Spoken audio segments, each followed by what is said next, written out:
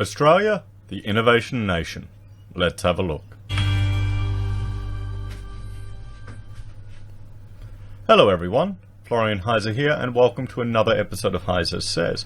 I still have my stein of coffee that I'm working through, and I thought we would look at this article from ABC because it's essentially repeating what I've been saying for a very long time. It's asking the question, is Australia an innovation nation, or are we just lucky? Now, before we jump through this article, I will go to one of my favorite websites, the Observatory of Economic Complexity. Now, this is a great website for getting an understanding of all of the different economies in the world. And one thing that really is quite shocking to a lot of people is how primitive the Australian economy is. And by that I mean the complexity of our economy.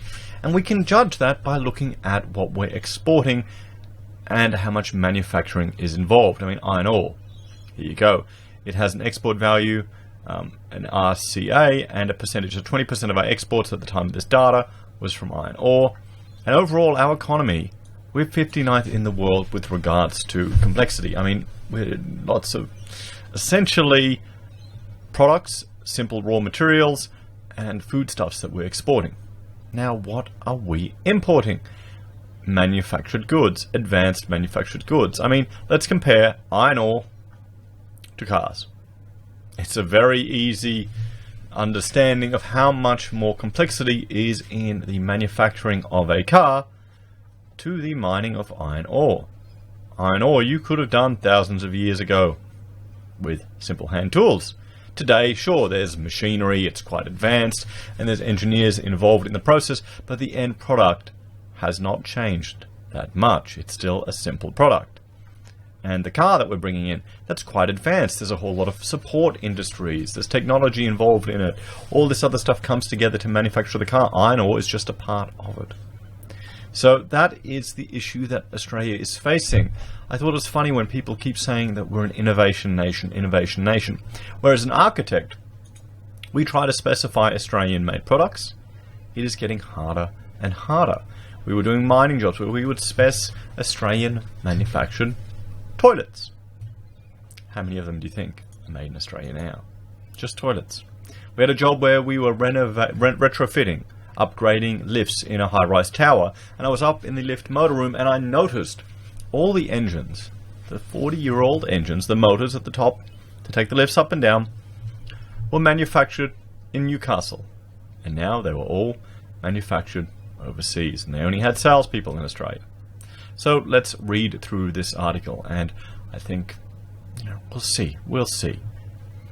So, is Australia an innovation nation or beneficiary of dumb luck?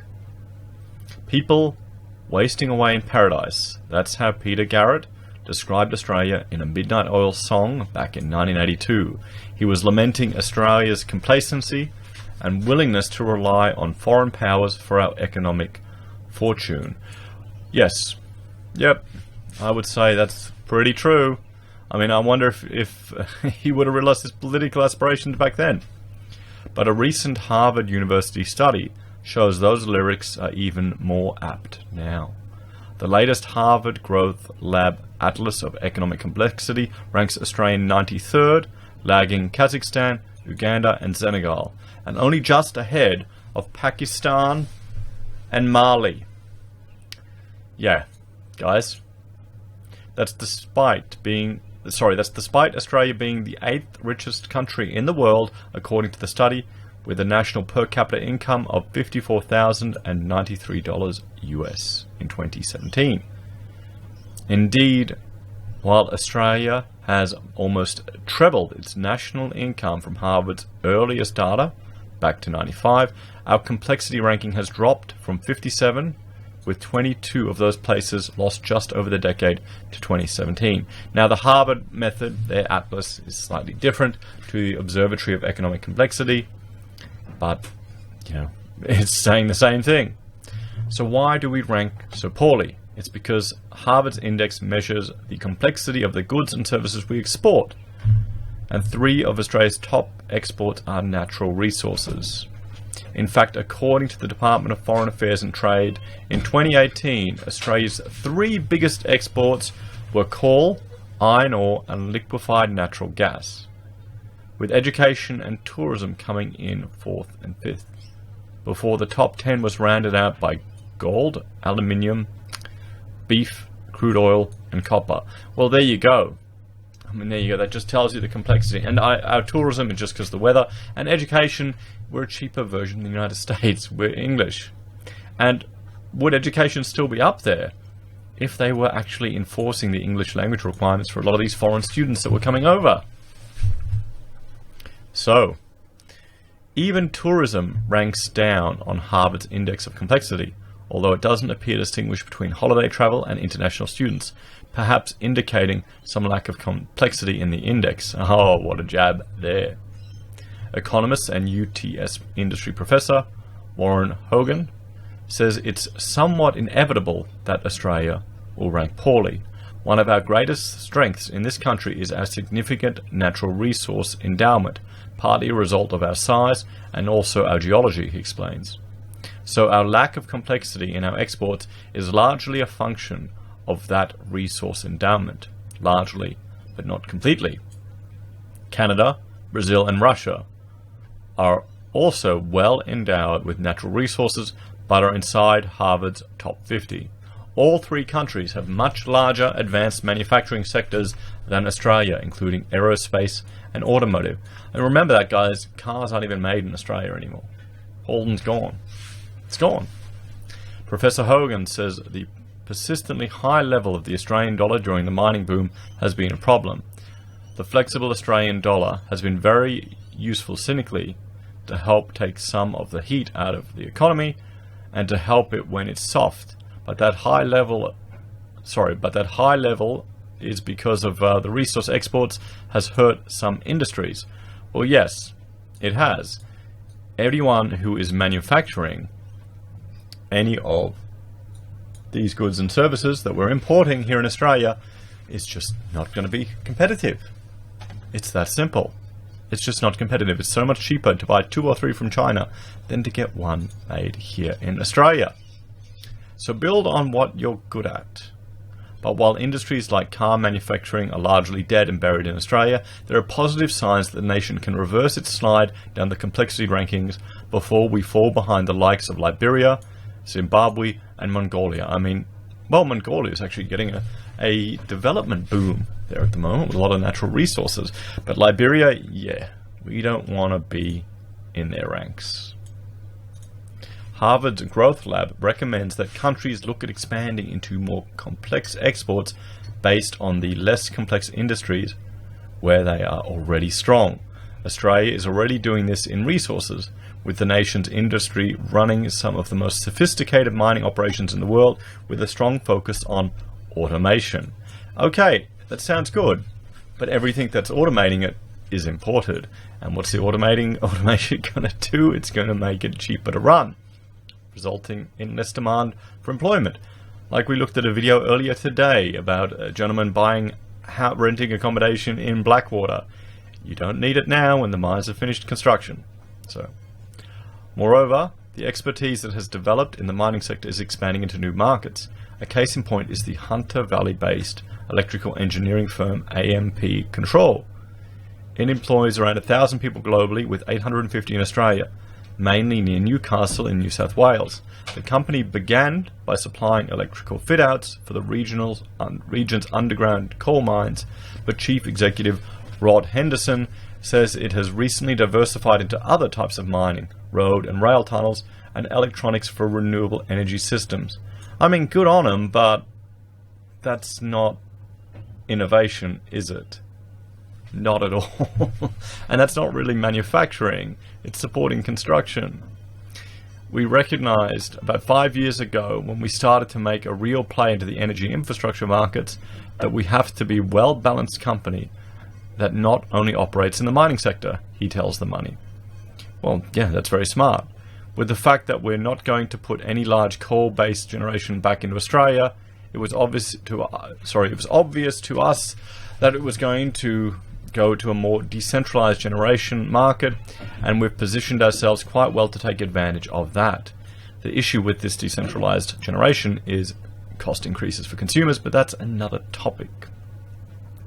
So while it is expanding into new areas, Mr. Henderson says AMP control or AMP control couldn't have done so without the skills and industry base generated through its mining-related operations. We can take a lot of the technology that AMP control has developed over the last 30 years or so and transitions that very nicely into the road or rail tunneling environment. Yeah, that's not that big a difference, guys. Okay, I don't know why they're even talking about that. That's not what the Harvard proposal was looking at. It was looking at, strict intervention into the economy to facilitate manufacturing of particular industries, and very primitive ones. So, emergent biotech powerhouse. So, I don't know if Australia is an emerging biotech powerhouse. Anyway, let's have a read. There are some complex industries where Australia is already a global leader. Blood products and vaccine giant CSL is now the fourth biggest company on the ASX by market value, worth a staggering $117 billion, and rapidly catching up with Rio Tinto's $128 billion valuation. Other major international success stories include hearing implant maker Cochlear and ResMed, which makes equipment to treat sleep apnea. But there are hundreds of up-and-coming Australian biotech firms vying to make it big on the global stage. The industry's peak body, Oz Biotech, held its annual conference in Melbourne this week and released its latest snapshot in the sector. So are they saying we're a bedpan country? The number of Australian life science organisations increased 12% over the past 2 years, resulting in a 5% increase in sector employment to more than 243,000 people. Yeah, that's still not that many people. That's still not that big a sector of the economy. It feels like they're clutching at straws here. And they've ignored... I need to get that Harvard one again to say what sectors we're looking at, because we've discussed it before. Moreover, the companies are also getting bigger and accessing the share markets to raise funds, with a 15% increase in ASX listed life science firms since 2017 to 161. With a total market value of around $170 billion. Okay, that's only a little bit more than one company. Leading the sector are medical technology and digital health firms, followed by pharmaceuticals and food and agricultural technology. One of the up-and-coming firms is PolyNouveau, which makes a biodegradable, body-safe plastic for regenerative medicine. Its first product, NovoSorb BTM, is already in use in Australia, the United States and other countries. It is an artificial dermis, the main layer of skin below the surface layer or epidermis. NovoSorb is being used to treat large, deep wounds and burns that have damaged or destroyed the dermis, and has already saved the lives of at least one patient with burns to 95% of his body who would have died without access to the new treatment. Chief Executive Paul Brennan expects sales to double every year for at least the next 5 years. 5 years ago I was the 6th employee, now we have 60, he says. Out of those, we do have 20 in the US. There you go. We'll be expanding further both in Australia and the US and the UK in the next 6 months. So there will be further staff added in those places. I bet you most of the growth will be in the US. I bet you. I'll put a carton on that, guys. While PolyNouveau operates internationally, NovoSorb is entirely manufactured in the company's Port Melbourne facility before being flown to markets around the world. And Paul Brennan wants to keep it that way. Well, good on you, mate. Good. We'll see how long that lasts. When you talk to investors, one of the first questions they say is, when are you moving the manufacturing offshore, he says.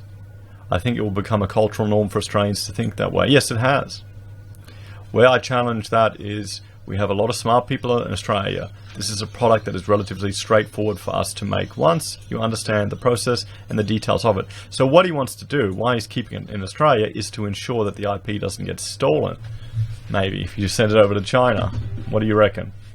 Australia has the skill, the capacity, and the ability to do this. So I think if there's more belief within our own culture that Australia can go back to a can-do mentality, a lot more can be done. So government support essential for future success. But the success of NovoSorb is not just down to PolyNouveau. The substance was originally developed by the CSIRO, the Commonwealth Science and Industrial Research Organisation. Paul Brenham says the future health of the CSIRO is vital to the biotech sector and innovative Australian industry more broadly. If we want to be smart, then having institutions like the CSIRO as robust institutions, I think, is essential for our long-term ability to be that smart economy, he argues. Indeed, the Australian biotech sector is roughly split down the middle between publicly funded organisations and private companies. However, while publicly funded research generates many of the scientific advances needed for new products, it is generally the private sector that commercialises them and brings the wider economic benefits back to Australia. Well, there you go. There you go. The chair of the sector's peak lobby group, Oz Biotech, Julie Phillips, says research and development tax incentives are essential to convert pure science into marketable products. That has been absolutely critical for small life science companies, she observes. Keep in mind these small companies may take many years before they actually get revenue from their product development. Cash is critical to these companies. So the R&D tax incentives for pre-revenue companies actually gives a cash rebate annually on their eligible R&D spend. We need to be internationally competitive. The R&D tax incentive is viewed as absolutely essential. Well, this is the thing. It's just feeling like a spin piece for CSIRO and research tax incentives for small portions of the workforce. But not every industry is happy with the government support it receives. We have quite a sizable operation these days in Scotland, and the support that our local business gets up there from the Scottish Government is far, far superior to what we're getting down here. AMP Control's Rod Henderson says. Okay, so they're spruiking him as the hero of Australia, and he's getting better deals in Scotland. Manufacturers need to stand on their own 2 feet and be viable in their own right to survive, but government should be backing and supporting that a lot more than they currently are. That sentence you just said doesn't make any sense. Is he calling for a reduction in maybe payroll tax?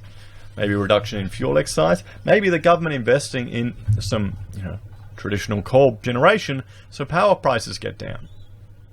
Why not? Economist Warren Hogan agrees that there is an important role for government industry support given the current global trends.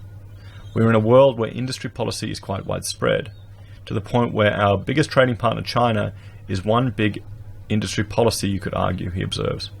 If you can identify market failure, that is, some problem in your domestic economy, either elevated energy costs or an under-skilled workforce, or the fact that your international competition is getting support from their government, you can make the case for sensible government interventions, strategic industry policy. Well, this is the thing.